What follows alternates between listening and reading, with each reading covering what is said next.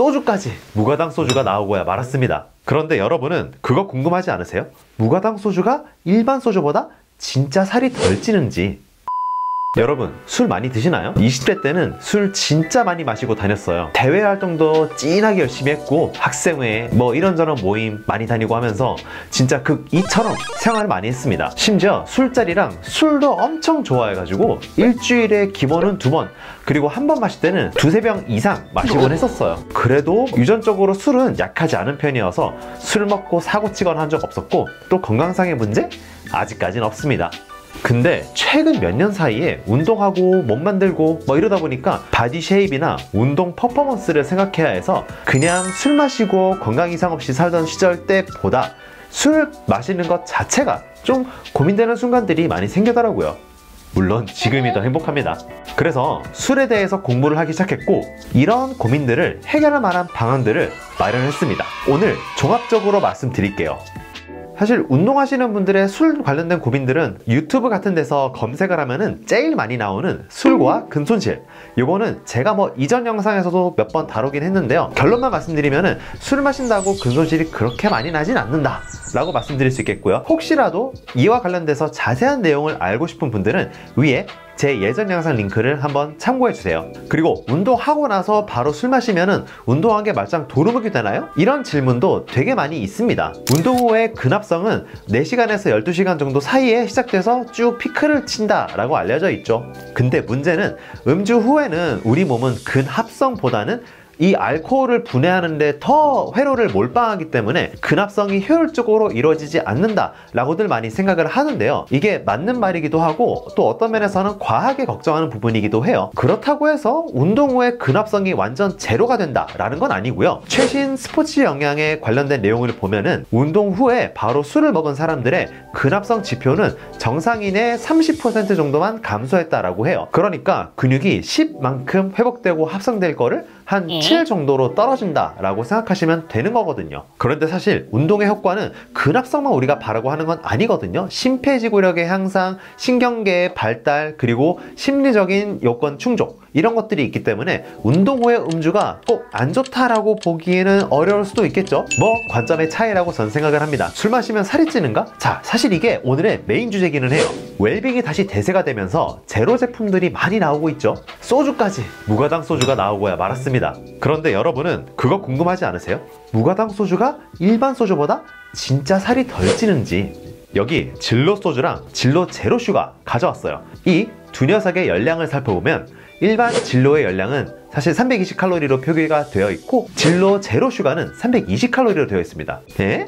이거 뭐 이상하지 않아요?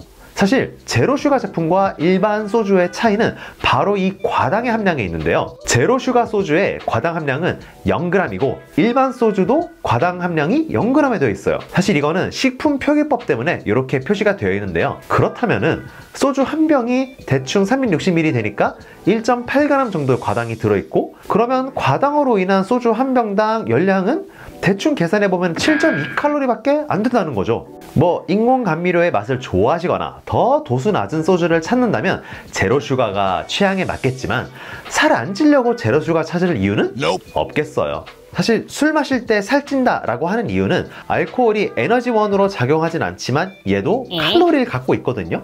자그마치 1g당 7칼로리씩이나 됩니다. 얘네들은 우리가 먹는 3대 영양소 탄단지보다 우선순위로 간에서 대사되기 때문에 술이랑 같이 먹은 안주들은 알코올보다 더 늦게 대사에 들어가게 되어서 결과적으로 얘네들은 상당수가 지방으로 몸에 저장될 확률이 높아지게 되어요. 그래서 술 먹을 때 안주 선택을 잘하라 라는 이야기가 있는 거죠. 이렇게 술은 포기 못하겠고 그나마 살 안 찐다고 해서 제로슈가만 찾았는데 생각보다 뭐 녹록지가 않죠? 그러면 그나마 이렇게 술을 건강하고 기분 좋게 마시는 방법은 뭐가 있을까요? 국제보건기구에서 정한 1일 평균 알코올 적정 섭취량은 남자 40g, 여자 20g 이라고 합니다. 아니 근데 이거 너무 적은 양 아닌가요? 그런데 한편으로 술을 드립다 마신다고 해서 우리가 취기가 기분 좋게 오른다는 건 또 아니잖아요? 그러니까 오늘 제가 정해드리는 3가지 원칙 꼭 지켜보기로 해요. 첫 번째, 빈속에 짠하지 않기. 알코올은 구강과 위를 지나면서부터 흡수가 시작되기 때문에 빈속에 술을 먹게 되면은